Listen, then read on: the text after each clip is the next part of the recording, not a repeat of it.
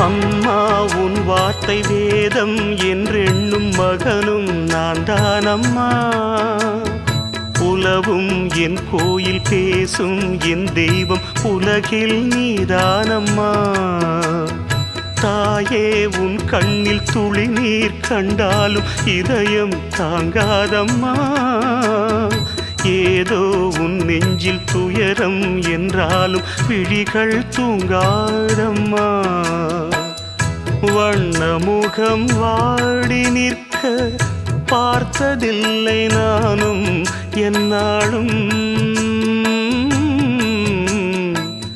வாடை கொஞ்சம் கூந்தலை ஆடை கொண்டு மூடிட வருத்தம் என்ன இந்நேரம்.